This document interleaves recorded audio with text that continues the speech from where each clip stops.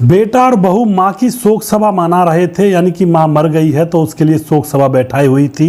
लेकिन दोस्तों थोड़ी देर के बाद जो माँ होती है जिसकी शोक सभा मनाई जा रही थी वह पुलिस लेकर के घर में पहुंच जाती है। और उसके बाद जब बेटा और बहू मुड़ करके देखते हैं तो उनके होश उड़ जाते हैं। आखिर क्या हुआ था इस घटना के अंदर, पूरी जानकारी लेने वाले हैं। और इस घटना से हमें सीखने को मिलेगा कि जीवन के अंदर कोई रिश्ता किसी का नहीं है, ना कोई रिश्ता साथ निभाता है जीवन भर और ना ही किसी को कोई अच्छा लगता है आज के दौर में। आखिर क्या हुआ था पूरी जानकारी यहाँ पर लेने वाले हैं, वीडियो को लास्ट तक जरूर देखिएगा। नमस्कार, मैं हूं सुदेश कुमार और मेरे गोपाल चैनल में आपका स्वागत है। दोस्तों, एक भानुमति नाम की एक औरत रहा करती है जिसकी उम्र होती है 60 साल। उसके घर में उसका बेटा है और उसके बेटे की पत्नी है और उसका एक 8 साल का पोता है। वह एक मन्नत मांगी थी उसने बहुत साल पहले, जब उसका बेटा थोड़ा सा बचपन में था तो उसने मन्नत मांगी थी कि मेरा बेटा काला है, अगर इसकी शादी हो जाती है तो मैं उज्जैन जाऊंगी और वहां जाकर के भगवान के दर्शन करूंगी। यह मन्नत उसने बचपन से ही मांग रखी थी। लेकिन अब उसके बेटे की शादी भी हो जाती है और उसके बेटे पर औलाद भी हो जाती है और अभी तक भी यह मन्नत उसकी पूरी नहीं हुई थी।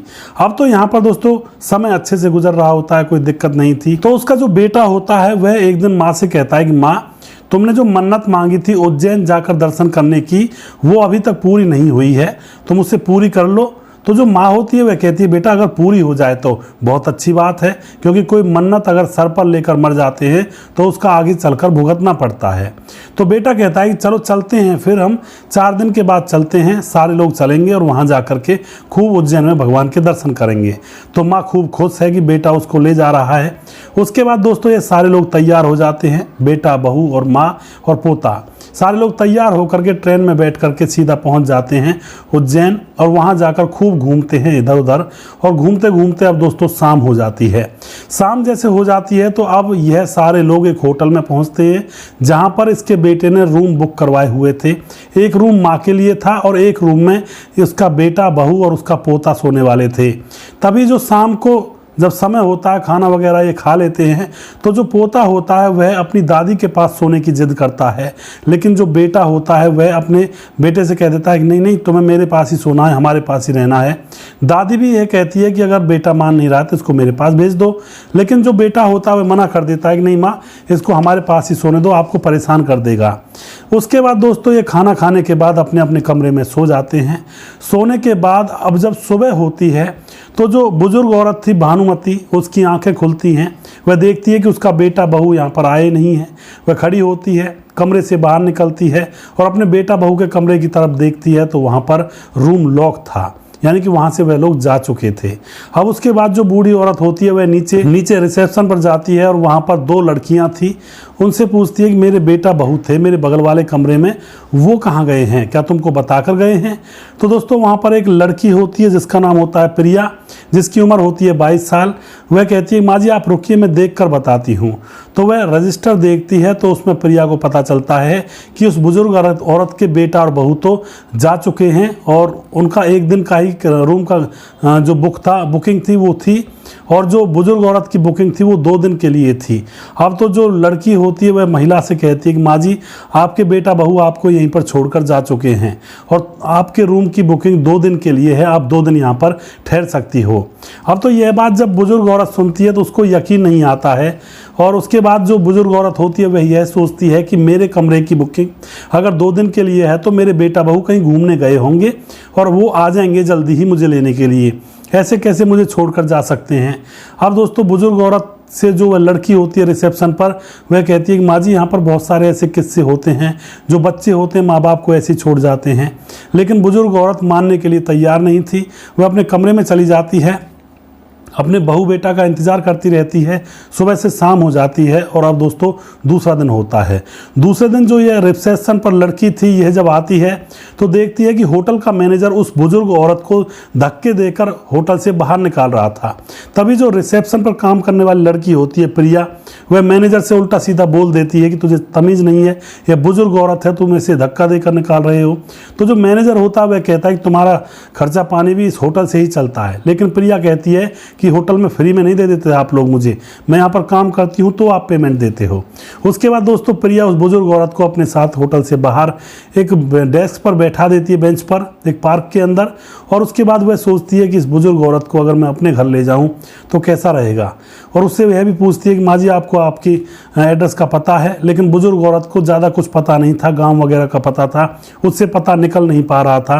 तो अब दोस्तों यहाँ पर जो लड़की होती है प्रिया, वह सोचती है कि क्यों ना मैं इसको घर ले जाऊँ। वह अपने मामा मामी के पास रहा करती थी क्योंकि उसके माता पिता की मौत हो चुकी थी। और जो भी होटल से कमाया करती थी, रिसेप्शन पर ड्यूटी थी जब उसकी, तो वो सारी पैसे अपने मामा मामी को दे दिया करती थी। मामा तो सही था लेकिन मामी थोड़ी सी उल्टी सीधी बातें किया करती थी उस लड़की से। तो वह अपने मामा के पास फ़ोन करती है कि मामा एक बूढ़ी औरत है, मैं इसको अपने साथ घर ले आऊं। लेकिन उसको क्या पता था कि मामा ने फ़ोन स्पीकर पर किया हुआ है। अब यह बात उसकी मामी सुन लेती है तो वहीं से गाली देने लगती है कि यह कोई धर्मशाला है, यहाँ पर किसी को लेकर आएगी तू, किसी बूढ़ी बड़ी को लेकर आएगी, ये कोई धर्मशाला थोड़ी, बुजुर्ग वृद्धाश्रम थोड़ी है। तो गाली गलौज देने लगती है अपनी उस भांजी को। तो भांजी का मन तो पहले भरा हुआ था अपनी मामी से, तो अब वह अपनी उस बुजुर्ग औरत के पास बैठ जाती है और उससे पूछने लगती है कि माँ जी तुम्हारे पास कोई फ़ोन नंबर हो या कोई पता हो या कुछ भी हो। लेकिन बुजुर्ग औरत अनपढ़ थी, उसको कुछ भी पता नहीं था। तभी जो लड़की होती है उसके थैले को देखने लगती है कि इसमें शायद कुछ मिल जाए। तो जो बुजुर्ग औरत होती है वह इस थैले को उड़ेल देती है। थैले के अंदर दोस्तों और तो कुछ नहीं मिलता लेकिन एक कार्ड मिलता है। अब वह कार्ड निमंत्रण का था उनके रिश्तेदारियों में से जो बुजुर्ग औरत है। अब बुजुर्ग औरत को पता नहीं था कि ये कार्ड कब कब उसके झोले में आ गया, शायद ऊपर वाला करवा रहा था ये सारा काम। अब जो लड़की होती है उस कार्ड को देखती है तो उस पर पूरा एड्रेस और फ़ोन नंबर वगैरह सब कुछ लिखा हुआ था जिनके घर में शादी ब्याह था। अब तो यह जो लड़की होती है एड्रेस पूछ पाछ करके उस महिला से कहती है कि मैं आपको माँ जी आपके घर पर छोड़ कर आऊँगी, आप घबराओ मत, मेरी नौकरी तो चली गई है, मैं लेकिन कहीं और नौकरी कर लूँगी। उसके बाद दोस्तों लड़की के पास पैसे नहीं थे क्योंकि अपने सारे पैसे वह अपने मामा मामी को दिया करती थी। तो अपनी एक सहेली से पैसे मांगती है और पैसे मांगने के बाद अब उसके बाद उस बूढ़ी माँ को उसके गाँव ले जाती है, उस एड्रेस पर ले जाती है जो कार्ड के अंदर था। अब वहाँ से जो बूढ़ी औरत होती है वह कहती है कि यहाँ से तो मुझे सारा कुछ पता है। अब वह बूढ़ी औरत उस लड़की को लेकर अपने घर के पास चली जाती है। वह घर के कमरे में घुसने ही वाले थे तभी दोस्तों अंदर से बेटा और बहू के हंसने की आवाज़ आ रही थी। अब तो बूढ़ी औरत को बहुत बड़ा सदमा लगता है क्योंकि वह तो अभी भी यही समझ रही थी कि शायद उनके बेटा बहू उसको होटल में लेने के लिए आएंगे, लेकिन बेटा बहू तो गाँव में आ चुके हैं और घर में हैं। ऊपर से वह हंस रहे थे और उनकी बातें सुन लेती है बूढ़ी औरत। वह कह रहे थे कि बूढ़ी औरत से बड़ी मुश्किल से पीछा छूटा है और अब उसका बस डेथ सर्टिफिकेट आ जाए तो उसके बाद उसकी सारी प्रॉपर्टी हमारे नाम आ जाएगी। अब तो दोस्तों यह बात सुनने के बाद जो माँ होती है उसको अपने बेटे पर घमंड था, वह सारा घमंड चूर चूर हो जाता है और आंखों से आंसू बहने लगते हैं। यह सारा नज़ारा देख करके जो लड़की होती है प्रिया, वह बूढ़ी माँ को अपने साथ बाहर ले जाती है और वहीं पर नज़दीक में किसी गेस्ट रूम में वहाँ पर ठहरा देती है। अब वहाँ पर रात भर ये दोनों जनी ठहरते हैं। अब रात में जो प्रिया होती है वह कहती है कि आपके बेटे ने आपको मारने के लिए और आपकी प्रॉपर्टी को हड़पने के लिए सारी प्लानिंग की हुई है। तो उसके बाद दोस्तों ये प्लानिंग करते हैं कि हम पुलिस को लेकर पहुंचेंगे और देखेंगे ये क्या करते हैं। सुबह जैसे होती है तो बूढ़ी औरत पुलिस को अपने साथ लेकर के और पहुंच जाती है अपने घर पर। वहां का नज़ारा जाकर देखती है तो देखती है उसका बेटा शोक सभा मना रहा था अपनी माँ का। तो दोस्तों वहाँ पर पुलिस तुरंत चली जाती है। बेटा जब मुड़कर देखता है कि उसकी माँ आ चुकी है वह घबरा जाता है क्योंकि वह उसको मरा हुआ साबित करना चाहता था। उसके बाद दोस्तों पुलिस को सारी बात बता चुकी थी बूढ़ी औरत और उस बेटे को और बहू को घर से बाहर निकाल दिया जाता है। बेटा और बहू गिड़गिड़ाते हैं, हाथ पांव पड़ते हैं, माँ जी माँ हमें माफ़ कर दो, आज के बाद ऐसा नहीं होगा। लेकिन बूढ़ी औरत उनको माफ़ नहीं करती है क्योंकि यहाँ उन्होंने हद को ही पार कर दिया था। उसके बाद दोस्तों बूढ़ी औरत उस लड़की को अपने घर में रखने लगती है और लड़की उसी घर में रहने लगती है क्योंकि लड़की के माँ बाप भी नहीं थे। धीरे धीरे 1-2 साल गुजर जाता है। बीच बीच में भी जो बेटा और बहू होते हैं वो मनाने के लिए आते हैं लेकिन वह बुजुर्ग औरत बिल्कुल नहीं मानती है। और उसके बाद उस लड़की अब जब शादी के योग्य हो रही थी तो एक अच्छा सा लड़का ढूंढा जाता है और उस लड़की की शादी वह बूढ़ी औरत धूमधाम से करती है क्योंकि उसके पास प्रॉपर्टी तो काफ़ी थी। अब उस लड़की की शादी कर देती है और लास्ट में अपनी प्रॉपर्टी को उस लड़की के ही नाम कर देती है। दोस्तों इस तरह से यहाँ पर इस घटना का अंजाम होता है। तो जो जैसा करता है वैसा फल उसको मिलता ज़रूर है। आजकल के दौर में यह सच्चाई है। माँ बाप किसी भी बच्चे को अच्छे नहीं लगते हैं ज़्यादातर, लेकिन कुछ लोग ऐसे भी होते हैं माँ बाप की सेवा करते हैं, पूजा करते हैं, लेकिन 80% जो लोग हैं वो माँ बाप को देखना भी पसंद नहीं करते। वे समझते हैं कि घर के अंदर यह क्या कलंक बैठे हुए हैं, ये निकल जाएं तो हम आराम से इस घर के अंदर रह लेंगे। इस तरह से दोस्तों माँ बाप को लोग देखते हैं आज के दौर में, लेकिन कलयुग का प्रभाव ही ऐसा होता है, इसमें कोई करे भी तो करे क्या। आप यहाँ पर अपनी राय कमेंट बॉक्स में लिख सकते हैं कि आपको यह जो घटनाओं की वीडियोज़ मैं यहाँ पर लेकर आता हूँ मेरे गोपाल चैनल पर, यह कैसी लगती हैं। यह वीडियो मेरे गोपाल चैनल पर डालूंगा। मेरे गोपाल चैनल यूट्यूब पर भी है और मेरे गोपाल नाम से एक फेसबुक पर पेज भी है। अगर आप पेज पर देख रहे हैं तो पेज को फॉलो ज़रूर कर लें दोस्तों।